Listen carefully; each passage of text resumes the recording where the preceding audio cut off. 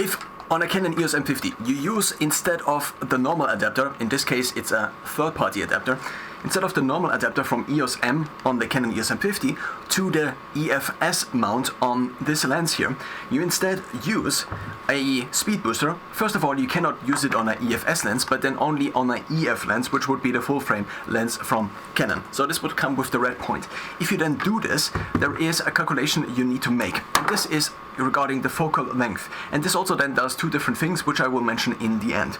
So the focal length then is on a 80mm lens, so actually this is a 50mm lens. This is the 50mm, but the focal length is usually kind of standardized to the full frame format. So this is a full frame format lens, which in this case is an EF lens from Canon.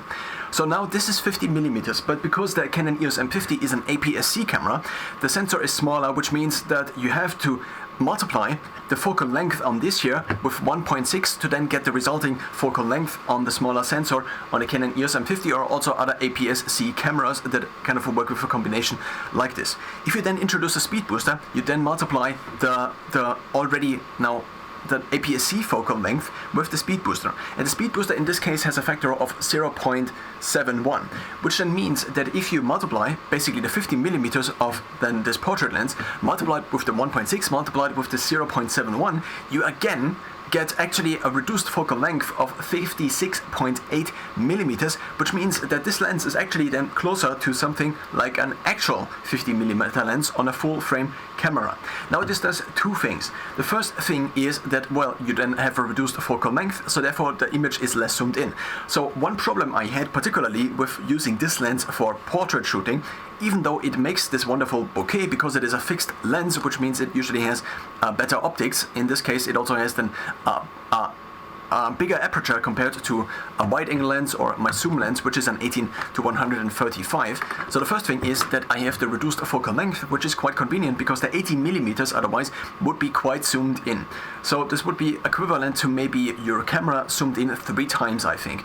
And this is quite a little bit of zoom in. So if you have someone you want to photograph, then you have to be maybe 10 meters away to maybe have the upper body or something like this. But these are only like vague numbers I now just made up. Now the second thing is that it introduces more bokeh. So bokeh is the blurry background you see often in cinematic or in cinema, but also you see in high quality DSLR pictures or also now non-DSLR pictures, so mirrorless pictures. So basically pictures with a good camera. And of course now these days on smartphones you also have this look, which is basically computational because it just takes the normal picture with the smaller aperture and then just later on basically algorithmically determines what should be blurred background and then introduces this look, which sometimes might be not that accurate, but sometimes potentially also with increasing technological advancement, it might improve how close this comes to the actual look of a DSLR or a good camera.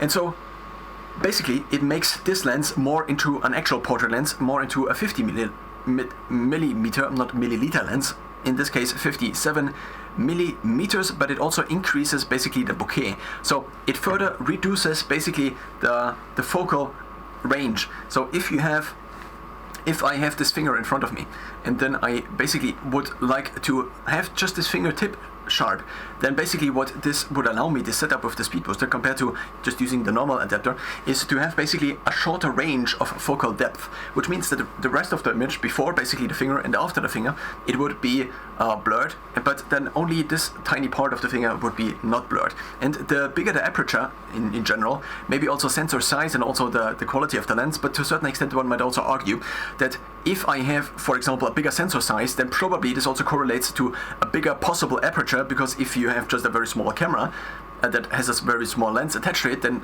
possibly the aperture can just not open that much. So by having a full frame lens, this therefore also probably correlates with this look of bokeh, because you then have the ability, at least the physical ability, to open up the aperture wider, because you can just make the hole bigger, so to speak.